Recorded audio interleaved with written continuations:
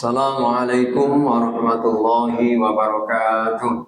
Innal hamdalillah nahmaduhu wa nasta'inuhu wa nastaghfiruh wa na'udzu billahi min syururi anfusina wa sayyiati a'malina. May yahdihillahu fala mudilla lahu wa may yudlilhu fala hadiyalah. Asyhadu an la ilaha illallah wahdahu la syarika lah wa asyhadu anna Muhammadan abduhu wa rasuluh. Allahumma salli wa sallim wa barik ala nabiyyina Muhammad wa ala alihi wa ashabihi ajma'in, amma ba'd. Ibadallah, usikum wa nafsi bi taqwallah faqad fazal muttaqun. Bapak Ibu dan seluruh jamaah Masjid Baitur Rahman yang semoga Allah senantiasa memberikan limpahan nikmat dan karunia-Nya. Puji syukur alhamdulillah, mari senantiasa kita panjatkan kehadirat Allah Subhanahu wa taala sebagai ungkapan rasa syukur kita atas nikmat dan karunia yang Allah limpahkan kepada kita. Salawat juga salam, mudah-mudahan selalu tercurah pada junjungan kita Nabi Muhammad sallallahu alaihi wasallam. Hari ini hari Sabtu tanggal 18 apa 19 Safar 1448 Hijriah bertepatan dengan tanggal 1 Agustus 2026 Miladiah. Barangkali ada di antara kita, saudara-saudara kita yang sedang sakit, kita doakan mudah-mudahan Allah segera memberikan kesembuhan. Allahumma adhibil ba'sa rabban nas ishfi anta syafi la shifaa illa shifauk shifaan la yughadiru saqama. Ya Allah, ya Tuhan sekalian manusia, sembuhkanlah saudara-saudara kami yang sedang sakit, karena sungguhnya Engkau Maha Pemberi kesembuhan. Tidak ada kesembuhan kecuali kesembuhan dari Engkau, kesembuhan yang tidak meninggalkan rasa sakit lagi. Amin ya rabbal alamin. Mari kajian kita di pagi hari ini kita awali dengan bersama-sama membaca Al-Basmalah. Bismillahirrahmanirrahim. Di kesempatan pagi hari ini saya akan mengajak Bapak Ibu untuk membaca salah satu ayat, yakni di surah An-Nahl, yang barangkali bapak-bapak khususnya sering mendengar, biasanya dibaca oleh khatib Jumat di akhir khutbahnya. Innallaha ya'muru bil adli wal ihsan wa ita'i dzil qurba wa yanha 'anil fahsya'i wal munkari wal baghi ya'idzukum la'allakum tadakkarun. Biasanya begitu. Lalu ditambah dengan wala dzikrullahi akbar. Ya, yakni surah An-Nahl ayat 90, juz 14. Surahnya surah 16, ayatnya 90. Kita baca bareng-bareng supaya masing-masing dapat pahala setiap hurufnya 10 kebaikan.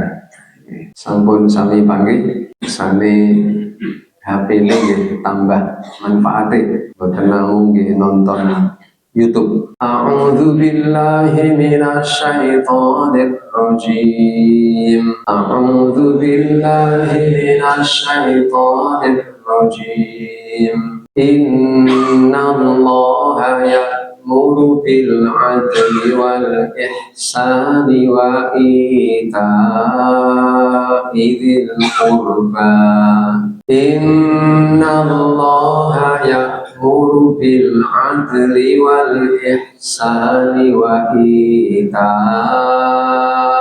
dzil qurba wa yanha 'anil fahsya'i wal munkari wal baghi wa yanha 'anil fahsya'i wal munkari wal baghi ya'idzukum la'allakum tadakkarun. ya'idukum la'allakum tadhakkarun.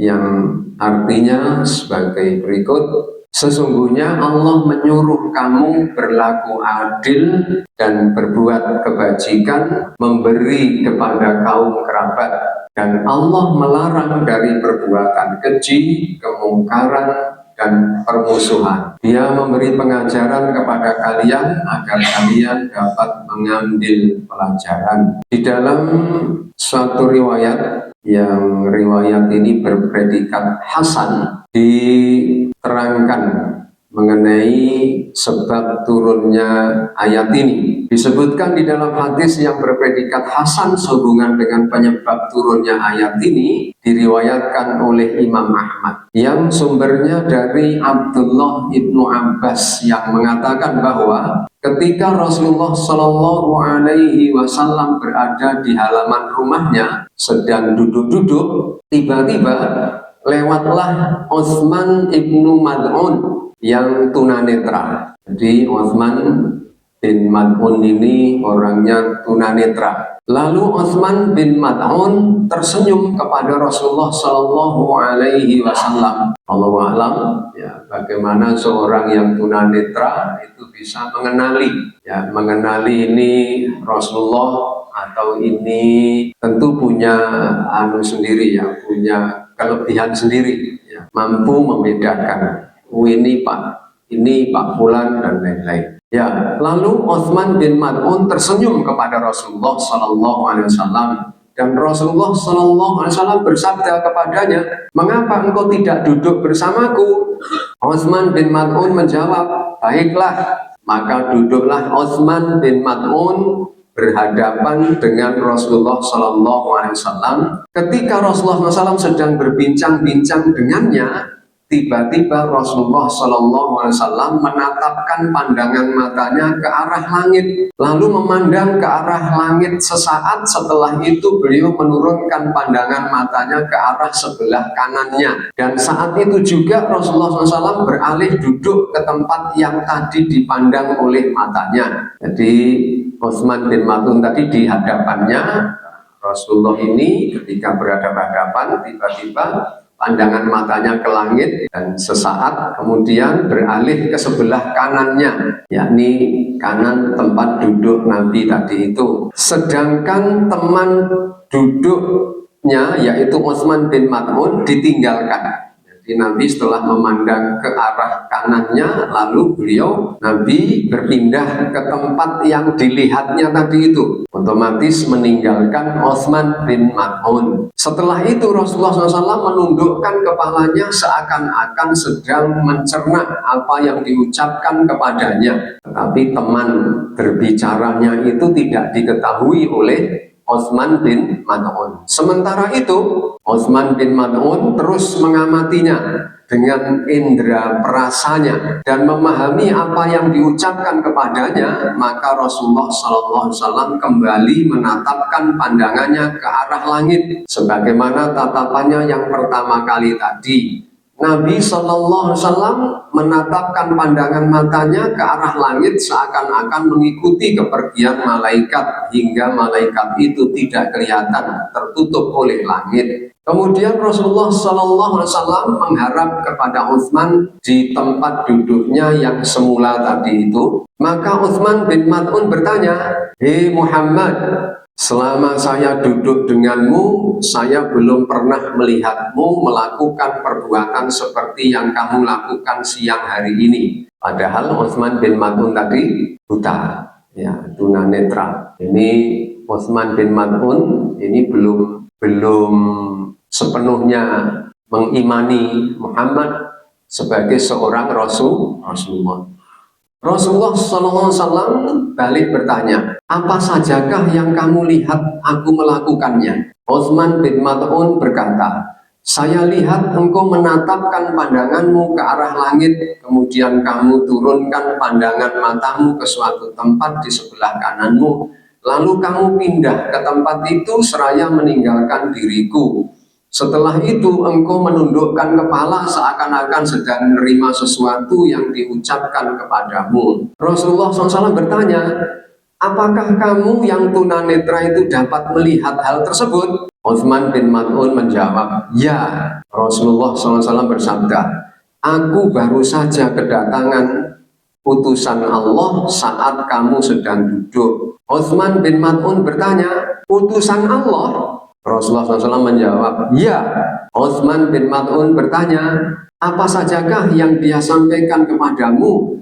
Rasulullah SAW bersabda, membacakan firman Allah surah An-Nahl ini ayat 90 ini. Innallaha ya'muru bil adli wal ihsan wa ita'i dzil qurba wa yanha 'anil fahsya'i wal munkari wal baghi ya'idukum la'allakum tadakkarun. Sesungguhnya Allah menyuruh kamu berlaku adil dan berbuat kebajikan dan memberi kepada karib kerabat, dan Allah mencegah kamu dari perbuatan keji dan mungkar dan permusuhan, dan seterusnya sampai akhir ayat. Utsman bin Maz'un mengatakan, yang demikian itu terjadi di saat imanku telah mantap dalam hatiku dan aku mulai mencintai Muhammad Sallallahu Alaihi Wasallam. Sanad hadis ini cukup baik, muttasil lagi hasan, telah disebutkan di dalamnya simai secara muttasil. Ibnu Abi Hatim meriwayatkannya melalui hadis Abdul Hamid. Ya, pada intinya hadis ini bisa dijadikan sebagai hujjah. Kita perhatikan Bapak Ibu, di dalam ayat ini ada beberapa perintah dan larangan. Yang pertama, perintahnya ada 3, ya'muru bil adli wal ihsan wa ita'i dzil qurba, yakni berlaku adil. Ya, adil itu apa? Adil itu berlaku pertengahan, tidak terlalu ke kanan dan tidak terlalu ke kiri, adil. Atau pengertian yang lain, adil adalah menempatkan sesuatu pada tempatnya. Lawan katanya adalah zalim, yakni menempatkan sesuatu tidak pada tempatnya, itu zalim. Iya, sekali lagi perintahnya yang pertama adalah adil, berlaku adil, yakni perilaku yang pertengahan. Apa ini sekarang istilahnya ini, moderasi. Ada istilah moderasi, yakni pertengahan. Tapi moderasi di sini pengertiannya adalah bukan dalam soal ibadah, ya. Dalam soal ibadah tentu harga mati, ya. Tidak bisa lagi terus karena kita hidup di negara Pancasila kemudian disesuaikan dengan agama-agama yang lain, tidak, ya. Tapi kalau dalam ibadah, ya, konsekuensinya sebagai orang yang memeluk agama Islam maka harus menjalankan syariat Islam secara kafah. Ya ayyuhalladzina amanu dkhulu fis-silmi kafah, ya. Jadi harus taat patuh terhadap ketentuan Islam. Sebagai seorang muslim harus manut terhadap konsekuensi sebagai seorang muslim. Memang tidak ada paksaan untuk masuk Islam, tetapi seseorang ketika sudah masuk Islam diikat dengan keislamannya itu. Artinya harus taat patuh kepada aturan-aturan di dalam rumah tangga Islam. Ya, baik, itu yang pertama. Yang kedua adalah ya'muru bil ihsan. Jadi wa di sini adalah wawul atof. Wawul atof itu adalah kata penghubung dalam kata bahasa Indonesia niku. Kata penghubung nggih. Dan itu gitu. Atau nah itu fungsinya hampir sama, hanya kalau dan itu menunjukkan kadang urut-urutan atau secara bersamaan. Kalau au itu biasanya pilihan, atau misalnya yang dan itu seperti Wal asri innal insana lafi khusrin illal ladzina amanu wa amilus solihati wa apa? Wa tawasau bil haqqi wa tawasau bis sabr. Itu artinya keseluruhannya harus dilakukan. Wa yang lain yang artinya urut-urutan adalah apa itu? Tentang wudhu itu. Ya ayyuhalladzina amanu idza qumtum ila sholati faghsilu wujuhakum wa aydiyakum ilal marafiqi. Nah, itu wa itu artinya urut-urutan, tertib ya, ketertiban. Tidak bisa itu harus dikerjakan semuanya dan harus berurutan. Ya, baik. Jadi ini wal ihsan. Wal ihsan itu maksudnya adalah wa ya'muru bil ihsan begitu. Innallaha ya'muru bil adli wa ya'muru bil ihsan. Aslinya lengkapnya di dalam tata bahasa Arabnya seperti itu. Tapi juga sesuai dengan susunan tata bahasa Arab, tidak perlu mengulang ya'murunya dan bi-nya. Jadi cukup ya'muru bil adli wal ihsan wa ita'i dzil qurba. Yang kedua adalah al ihsan. Al ihsan itu adalah perbuatan kebajikan yang melebihi standar. Jadi artinya lebih sempurna. Lebih sempurna. Jadi upaya untuk selalu menyempurnakan kebajikan itu namanya adalah ihsan. Jika seseorang membalas berbuat baik kepada sesamanya dengan perbuatan baik yang sama, itu namanya adalah amal soleh, ya, kesalehan. Adapun membalas perbuatan baik seseorang dengan yang lebih baik itu namanya al-ihsan. Atau berbuat baik kepada seseorang yang ada upaya kesungguhan untuk menyempurnakan amal kebaikan kepada seorang itu namanya al-ihsan. Padahal tidak ada perintah yang mewajibkannya. Itu namanya al-ihsan. Bapak Ibu misalnya berbuat baik kepada orang tua Bapak Ibu sebagai ungkapan rasa berterima kasih karena dulu ketika masih kecil itu diasuh, dididik, dibimbing oleh orang tua, itu sebenarnya belum masuk kategori al-ihsan, tetapi masih masuk kategori perbuatan baik, yakni dengan istilah al-bir. Ada birrul walidain, yakni berbuat baik kepada kedua orang tua. Jadi belumlah berbuat ihsan. Ihsan itu apabila membalas tidak sekedar setimpal dengan apa yang dilakukan atau kebaikan yang dilakukan oleh orang lain tadi.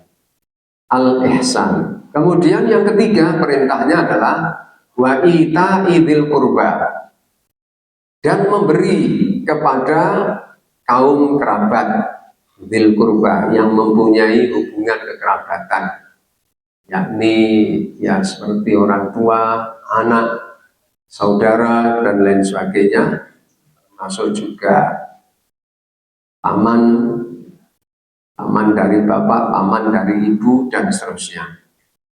Itu namanya dzul qurba atau di sini dzil qurba.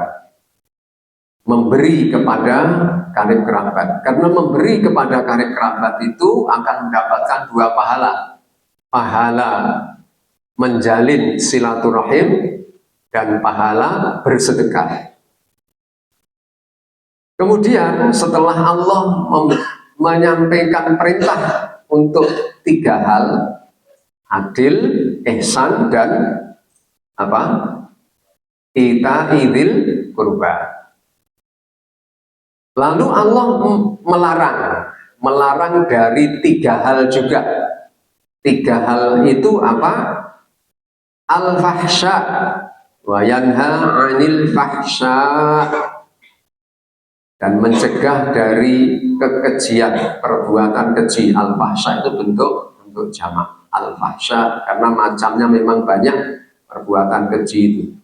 Berzina itu keji, membunuh juga kekejian, dan lain-lain. Al-fahsya, perbuatan keji. Ada yang berpendapat al-fahsya itu adalah perbuatan mungkar yang ditampakkan, ya. Tapi juga ada yang disembunyikan, seperti yang termuat di dalam surah apa ini ya? Surah Al-A'raf ayat 33.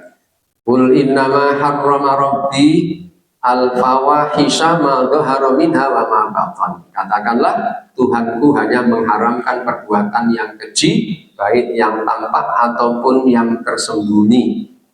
Hadis ayat Al-Qur'an surah Al-A'raf ayat 33. Baik, ini yang Allah larang, yang pertama, yakni perbuatan keji. Kemudian yang kedua adalah wal mungkar. Al mungkar itu dari kata nakaro. Nakaro itu mengingkari, tidak mengakui. Nakaro atau menutupi. Al mungkar ini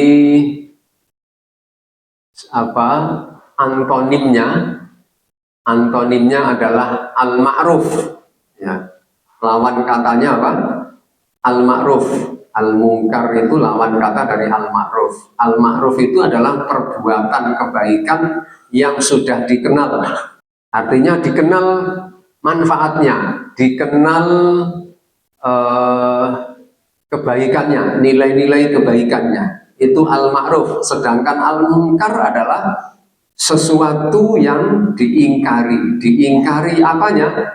Diingkari keburukannya, kerusakannya, ya, mafsadatnya, bahayanya, madorotnya, ya, dan hal-hal yang justru merugikan bagi manusia. Itu adalah al-mungkar, perbuatan mungkar. Ya, ada juga yang berpendapat bahwa al-mungkar itu adalah segala bentuk keburukan yang tidak wajar, tidak dikenal di suatu lokal, ya, di suatu daerah. Karena ada yang berpendapat begini, perbuatan buruk pun, ya, kalau di suatu daerah itu sudah menjadi kebiasaan sehari-hari, ada yang berpendapat itu tidak lagi mungkar, tetapi termasuk yang ma'ruf. Artinya sudah dikenal, ya. Karena dari kata arafa ya'rifu itu mengenal, mengetahui. Tentu kalau di tempat kita tidak akan terjadi. Barangkali ini bisa terjadi sesuatu yang mungkar tetapi sudah membudaya, lalu jadi ma'ruf. Itu umpama terjadi di mana ini ya? Mana? Di Amerika itu yang kota yang di situ kemaksiatan sudah jadi kebiasaan itu. Texas ya, Punis. Texas ya. Bisa jadi kalau di sana. Tapi itu ada kota yang wali kotanya muslim ya. New York ya.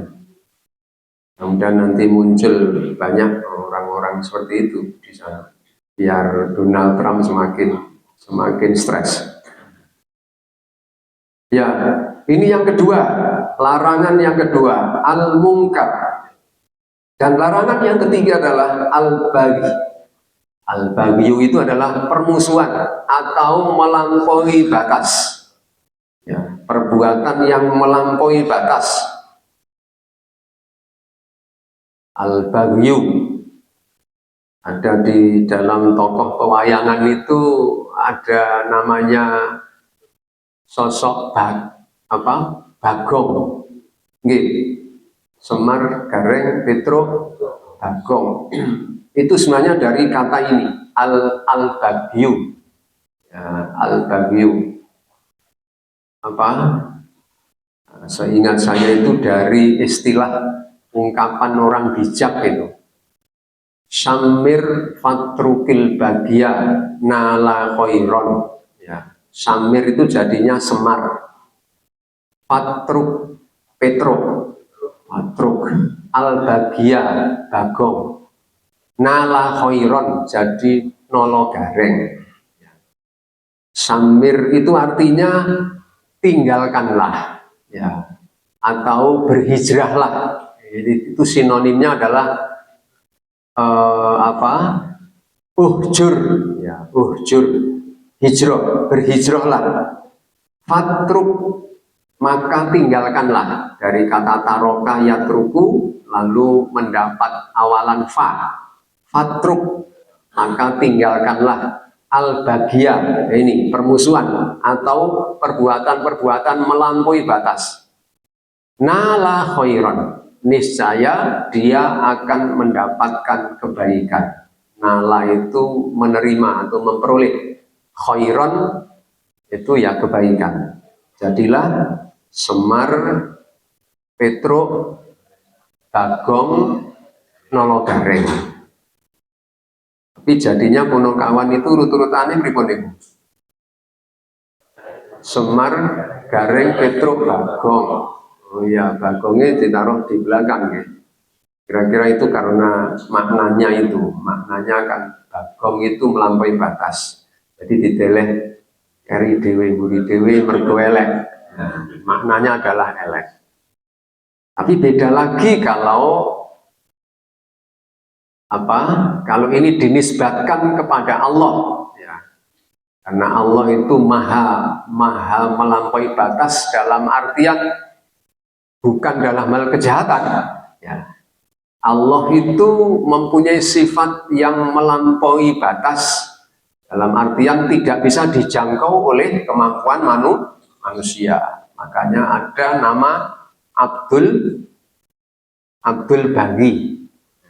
Itu maksudnya adalah Abdullah.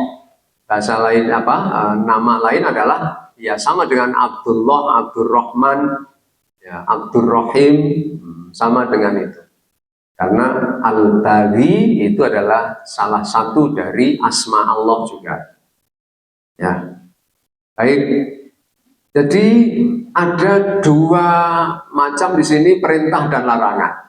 Perintahnya di dalam 3 hal dan larangannya di dalam 3 hal juga. Seorang ulama mengatakan bahwa, bahkan ulama di zaman para sahabat mengatakan ayat ini adalah ayat yang paling mencakup di antara ayat-ayat di dalam Al-Quran. Artinya sesungguhnya dengan satu ayat ini cukuplah menjadi bekal seseorang untuk selamat di dunia dan selamat di akhirat. Karena satu ayat ini sudah mengandung sedemikian lengkapnya perintah adil, berbuat ihsan, dan memberi kepada karib kerabat. Ini menyelesaikan persoalan. Dan yang kedua adalah larangan dari perbuatan keji, perbuatan mungkar, dan permusuhan. Andaikan manusia melakukan hal-hal ini, ya, dua perintah dan larangan ini, dalam 6 perkara ini, 6 hal ini, tentu akan selamat dan bahagia di dunia dan di akhirat. Ya'idukum la'allakum tadakkarun. Ya. Makanya ini di dalam di dalam kitab Riyadhus Shalihin, kalau Bapak Ibu mempelajari kitab Riyadhus Shalihin, wonten masjid mriki wonten kajian Riyadhus Shalihin ya. Wonten mboten? Dereng nggih. Ya. Hanya kitab-kitab itu, kitab Bulughul Maram, Riyadhus Shalihin, nah ini mestinya dipelajari secara penuh ya. Ini luar biasa. Di dalam kitab Riyadhus Shalihin di bab 78 itu ada judul begini. Judulnya itu kalau di bahasa Arabnya Babu Amri Wulatil Umuri Birrifki Biri'ayahum, yang artinya perintah kepada pemegang pemerintahan supaya bersikap lemah lembut kepada rakyatnya, memberikan nasihat serta kasih sayang kepada mereka, jangan mengelabui dan bersikap keras pada mereka, juga jangan melalaikan kemaslahatan mereka, lupa mengurus mereka ataupun apa-apa yang menjadi hajat kepentingan mereka. Ini sangat bagus sebenarnya karena ayat ini arahnya ke situ. Misalnya dalam sebuah hadis di sini dari Abdullah bin Umar radhiyallahu anhu katanya, saya mendengar Rasulullah SAW bersabda, tiap seseorang dari engkau semua itu adalah pemimpin, dan setiap seorang dari engkau semua itu pun akan ditanya perihal yang dipimpinnya. Pemimpin adalah penanggung jawab dan akan ditanya perihal kepemimpinannya. Seorang lelaki adalah pemimpin dalam keluarganya dan akan ditanya perihal yang dipimpinnya. Seorang wanita adalah pemimpin dalam rumah tangga suaminya dan akan ditanya perihal yang dipimpinnya. Buruh, pelayan, pembantu adalah pemimpin atau penanggung jawab dalam harta majikannya dan akan ditanya perihal apa yang ditanggungnya. Jadi setiap seorang dari engkau semua itu adalah penanggung jawab dan tentu akan ditanya perihal yang dipimpinnya. Muttafaq alaih, hadis diriwayatkan oleh Imam Al-Bukhari dan Imam Muslim. Dari Abu Ya'la, yaitu Maqil bin Yasar radhiyallahu anhu, katanya, saya mendengar Rasulullah SAW bersabda, tiada seorang hamba pun yang diserai oleh Allah untuk memimpin suatu rakyat, yakni memimpin suatu umat atau bangsa, lalu ia mati pada hari kematiannya, sedang dikala itu ia dalam keadaan menipu pada yang dipimpinnya, melainkan Allah mengharamkan padanya untuk masuk surga. Muttafaq alaih. Dalam riwayat lain disebutkan, lalu orang yang diserai kepemimpinan itu tidak menjaga yang dipimpinnya dengan nasihatnya, yakni mengusahakan apa-apa yang bermanfaat untuk rakyatnya dan menolak apa-apa yang akan membahayakan mereka, maka orang itu tidak akan dapat memperoleh bau surga. Jadi maksudnya barang siapa yang diserahi amanah ya, memimpin rakyat, tetapi dia menipu, suka berbohong dan menipu rakyatnya, dan dia mati dalam keadaan itu, kata Rasul di sini, maka haram baginya masuk surga. Lalu di riwayat yang lain tadi itu, di lafaz yang lainnya tadi itu, tidak dapat memperoleh bau surga. Bau surga saja tidak mendapatkan. Dalam riwayat Imam Muslim juga disebutkan, tiada seorang amir atau pemimpin yang menguasai urusan pemerintahan kaum muslimin, kemudian ia tidak bersungguh-sungguh memberikan kemanfaatan kepada mereka, juga tidak memberikan nasihat kepada mereka, yakni mengusahakan mana-mana yang baik dan menolak mana-mana yang tidak baik, melainkan pemimpin itu tidak akan masuk surga beserta mereka yang dipimpinnya itu. Ya, jadi apabila ada seorang pemimpin tapi tidak berupaya untuk bagaimana mengarahkan yang dipimpinnya untuk memilih ini yang baik dan ini yang tidak baik, ya. Mengerjakan yang baik dan menolak dari yang tidak baik, maka tidak akan masuk surga. Dari Aisyah radhiyallahu anha katanya, wah ini doa ini, dan yang berdoa adalah seorang Rasul, maka dipastikan doanya kabul, ya.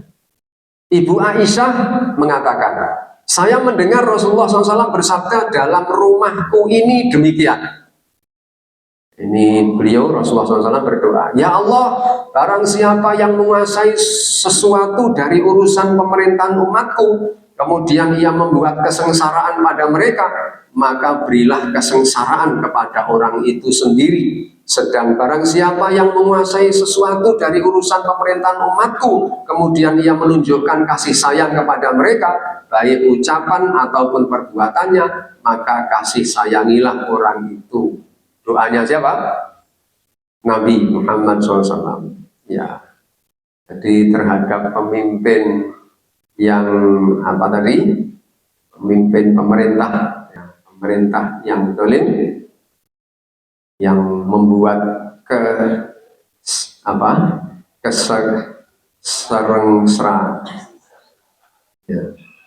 kesengsaraan pada mereka, maka oleh Rasul didoakan agar Allah memberikan kesengsaraan kepada orang itu. Tapi sebaliknya juga akan mendapat sebaliknya. Ternyata sangat amat berat sesungguhnya jika para pemimpin itu membaca ini, tapi ketok irung moco balik. Dari Abu Hurairah radhiyallahu anhu katanya, Rasulullah SAW bersabda, kaum Bani Israel itu selalu dipimpin oleh para nabi, yaitu setiap ada seorang nabi yang meninggal dunia, maka digantilah oleh nabi lainnya. Karena nabi di kalangan Bani Israel itu jumlahnya itu sejumlah alim ulamanya umat Islam. Jadi setiap kali ada nabi yang meninggal, digantilah dengan nabi yang berikutnya. Sesungguhnya tiada nabi lagi sepeninggalku nanti, kata Rasul begitu. Akan datanglah sesudahku beberapa khalifah, para pengganti, maka banyaklah jumlah mereka itu. Para sahabat berkata, apakah yang Tuhan perintahkan kepada kita pada saat itu? Beliau SAW bersabda, penuhilah dengan pembaiatan yang pertama, yakni patuh pada pemerintahan itu serta memerangi orang yang menentangnya. Kemudian berilah kepada khalifah-khalifah itu akan hak mereka yang wajib dipenuhi, dan mohonlah kepada Allah apa-apa yang semestinya menjadi hakmu semua, yaitu supaya dikasih sayangi oleh pemerintahan itu serta diusahakan mana-mana yang bermanfaat dan dihindarkan dari bencana. Karena sungguhnya Allah akan menanya kepada khalifah-khalifah itu perihal cara penggembalaan mereka kepada umatnya. Muttafaq alaih. Ya, jadi pesan Rasulullah kepada kita dan para pemimpin seperti ini tadi, agar kita memilih seorang pemimpin yang memang layak untuk menguasai urusan umatnya, dan kita doakan, kita sengkuyung. Sengkuyung itu maknanya bukan selalu mendorong, tetapi apabila baik yang dilakukan memang kita dorong, tetapi apabila melakukan satu penyimpangan, kita upayakan untuk kita cegah. Itu namanya mendukung, ya, mendukung. Pengertian mendukung itu tidak selalu disemangati terus. Lah mau berbuat tidak baik disemangati terus. Ya, akhirnya tidak tahu ini salah, ini benar. Sebenarnya kaum akademisi itu sudah benar itu langkahnya. Setelah melakukan pengamatan terhadap kebijakan program pemerintah arahnya kemana, ya, tapi ternyata banyak dijumpai perkara-perkara yang lebih besar merugikannya, ya, merugikan rakyat ini, maka rekomendasinya adalah agar dihentikan. Tapi kita ini mulai lagi, berjalan lagi. Kalau niku untuk mengetahui ini prei dan ini jalan itu wonten celak ngen kula enten tiyang dodolan napa daging ayam. Lek regane niku mulai dhuwur berarti MBG buka malih. Tapi lek MBG niku tutup tandane daging ayam murah. Murah. Ndok nggih murah. Lah kula tingali teng celak ngen kula kok sakniki kok larang. Berarti iki MBG wis mulai nah berarti. Dari Aid bin Amr radhiyallahu an bahwasanya ia masuk ke tempat Ubaidullah bin Ziyad, lalu ia berkata, "Hei anakku, sesungguhnya saya pernah mendengar Rasulullah SAW bersabda, sesungguhnya seburuk-buruknya penggembala ialah orang-orang yang keras hati pada penggembalaannya. Maka dari itu janganlah engkau termasuk golongan mereka itu." Muttafaq alaih. Iki kita ini termasuk ini. Ini disebutkan sesungguhnya seburuk-buruknya penggembala atau pemimpin ini maksudnya ialah orang-orang yang keras hati. Keras hati niku napa jenenge? Memaksakan kehendak ya kepada yang dipimpinnya. Maka dari itu janganlah engkau termasuk golongan mereka itu. Artinya jangan sampai ketika kita menjadi seorang pemimpin atau diserai suatu urusan lalu melakukan hal demikian, memaksakan kehendak atau keras hatinya. Dari Abu Maryam Al-Adi radhiyallahu an bahwasanya ia berkata kepada Muawiyah, saya mendengar Rasulullah bersabda, barang siapa yang diserai oleh Allah akan sesuatu kekuasaan dari beberapa urusan pemerintahan kaum muslimin, kemudian orang itu menutup diri, tidak memperhatikan perihal hajat, kepentingan atau kefakiran orang-orang yang di bawah kekuasaannya, maka Allah juga akan menutup diri, yakni tidak memperhatikan perihal hajat, kepentingan atau kefakirannya sendiri pada hari kiamat. Kalau di dunianya mungkin masih bisa mengantisipasinya, mengelak, menolak, ya, mencegah dari itu. Tetapi kalau sudah hari kiamat sudah tidak mungkin lagi.